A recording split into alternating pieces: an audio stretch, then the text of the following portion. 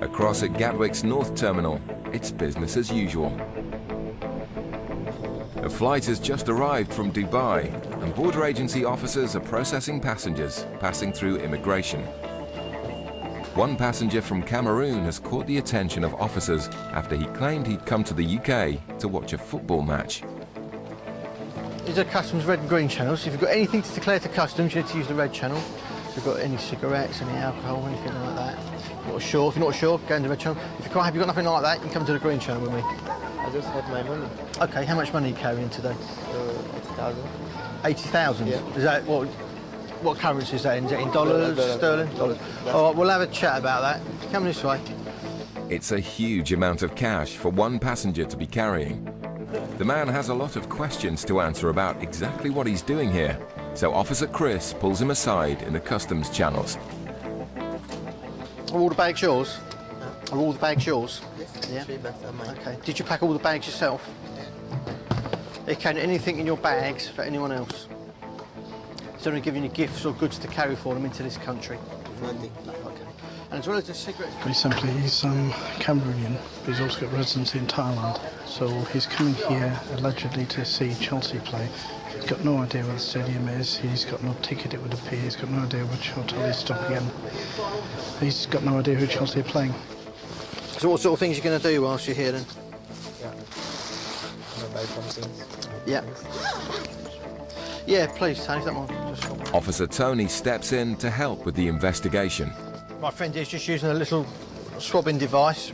It just checks if you come into contact with anything like, you know, drugs we spoke about earlier. It's just like a little sniffer dog. And a small trace reading for cocaine deepens the intrigue. It shows traces, but it's not hitting the red zone, but it's still a significant link, so it's up to Chris how he wants to play it. Whilst going through the man's belongings, Chris has made an unusual discovery. I'll have a look at some of these for me. Change me a bit. Heavy. What are they? Yeah. What are they? What are they? Extension. Just hair extensions. Yeah. Is that your line of business? This is my business. I have salon. I have my own salon. Yep. And I produce this. Right, let's pack that back out for you. You can check those, I can pack it. You sure? Let's save you, if you're happy, that's save you a bit of time. Look at that bag next if you like. Thank you.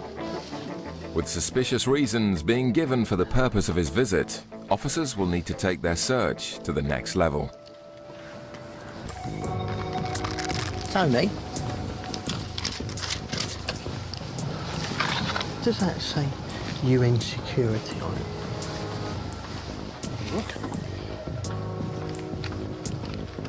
Looks like it. The unusual find makes officers suspect that the stamp may be being used for fraudulent purposes. In his bag, we found a stamp which says UN security code. Why would you have something like that? I think it's probably worth running it by our colleagues in Special Branch, as was called, it's Counter-Terrorism Unit now. This is very odd, so they may be very interested in that. If you don't want to talk to No problem. Yep. Officer Chris heads over to the counter-terrorism team with the suspicious stamp. Meanwhile, his colleague Tony continues his search of the passenger's belongings and investigates the large amount of money he's carrying. He has rather a lot of cash with him. He's required, when he comes into the EU, to make a declaration for anything more than 10,000 euros. What you need to do is complete this form with the details of what you've got there. This is a leaflet that explains to you what the law is, why you have to make the declaration, okay? But at the moment what he says he's doing is coming here to, as a tourist, but also to look for stock for his shop, because he has a hair salon back where he lives. So he's got quite a bit of cash just to fund the purchases of that as well as his stay here. So obviously, as it's more than 10,000 euro that he has to declare, just waiting for him to do a declaration. Whilst Chris and Tony were happy that the man's cash was for legitimate business purposes, a further investigation was launched into his dodgy UN stamp. He was taken away by the counter-terrorism unit for further questioning. After investigation, the Cameroonian traveller found with the UN stamp wasn't allowed into the UK and was deported the following day. In the South Terminal, a flight has just landed from Tripoli in Libya. As luggage is being unloaded from the flight, officers have noticed a strange odor coming from a number of suitcases. The luggage is placed back on the carousel, and as the pungent suitcases are collected, the owners are stopped for questioning in the customs channels. Okay, is it just fish? Nothing Yeah, else? fish, yeah. Nothing else but fish, yeah? Just food. My mom, I bring for my brother, sisters, my Right, mom say, yeah, okay, but it all belongs to you, doesn't it? Yeah, but some I'll give to her. Well, no, you said, when I asked you the initial questions, you said these bags were yours and yours alone. No, because I put it on my name. That's what Yeah, I'm saying. no, you because said- if I the You kid. said to me. Yeah, because it's my name. I cannot lie to you. That's why. From outside the EU, there's a strict allowance of 20 kilograms of fish per person. It's become apparent that the woman's traveling companions are people she's just met in the baggage hall. The first time they come in this country, they don't speak English. So I was happy and interpret for them. I don't want my children. Officers suspect that the woman may have befriended the other passengers so they would unwittingly share her imported food allowance. The first suitcase is stuffed to the brim with smoked fish.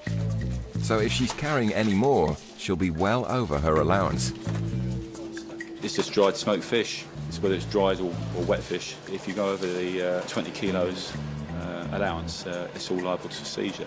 And it doesn't look particularly appetizing. There's nothing. Officers open the woman's second suitcase, which is also stuffed to the brim with smoked fish. It's clear she has well exceeded her allowance. The regulations are 20 kilos of fish. If you go over that, it's deemed as a commercial amount, and we're entitled to take the whole lot. So in this case, it was about 43 kilos of fish, just for the one passenger. Despite being way over her allowance, the passenger is far from happy that she'll be leaving with nothing. It's only allowed 20 kilos, actually. 20 kilos. But why don't you give me my 20 kilos? Because if you exceed your 20 kilo allowance, we're entitled to take the whole lot from you. Yeah, but I didn't know. It's your responsibility as a traveller to ensure you know what your allowances are. It's the aeroplane responsibility to learn people what to bring and how many kilos you have to bring. The airline's responsibility, I'm afraid. The 43 kilograms of fish are bagged up and ready to be destroyed. The disgruntled woman is given a warning and released. At Gatwick Airport, the UK Border Agency isn't just preventing passengers from bringing illegal drugs into the country. Thousands of tons of freight passes through the airport every year, and officers work in tandem with sniffer dogs to check packages for illegal substances. Today, Officer Lorna and sniffer dog Diesel have arrived at the cargo hangar to assess a small part of today's consignment. We're just over at the freight sheds, and we're going to cover the freight that's just come off of the Virgin Bridgetown flight. So we'll see what he does. These. Looking for any interest from the dog, really, and then one of the anti-smugglers will have a look and see if there's any cocaine or heroin. As one of the airport's longest-serving dogs, Diesel has sniffed out dozens of Class A drug seizures over the years, making him one of the officer's most valuable assets. And it doesn't take long for him to start showing some interest around one of the packages. The box contains a vacuum cleaner, so officers remove it from its packaging to take a closer look. And Diesel just can't keep away from it. With a suspected drug concealment, there's only one way to find out what's inside. It looks like two of the screws had glue put on them, so it makes it harder to get inside. As you see, he's nearly getting into it now. He's just dismantling the whole thing, so we'll just see what he can find. Here's TV. Underneath here, some packages. Oh yeah, black taped packages. Basically, I've opened up the unit now, and you can just see there's packages here and here. So what we're going to do is get the dog over, have another look at it, and see if the dog indicates. And almost instantly, Diesel makes another of his trademark indications on the packages inside the vacuum cleaner. As you saw, as the dog got close to the scent, it gave a free stare indication. basically it just freezes at the scent and won't move until the handler throws in a tennis ball, and basically that was a perfect indication. And as you see, the packages coming out, and they're only small and they look properly tight wrapped. That's why he had to get his nose right on the source of the scent. All right, what we'll do when we find things like this, we'll do what we call a field test. So I'm going to put some of the powder onto this filter paper, just put this liquid onto it. If it's cocaine, it will just flash up like a very turquoise aquamarine blue. Usually takes less than half a second to a second to do that. See, it's going this turquoise colour straight away. That basically indicates the presence of cocaine on the powder. It's another impressive find by Diesel. Thanks to his sensitive nose, cocaine worth more than £8,000 will not reach the UK streets.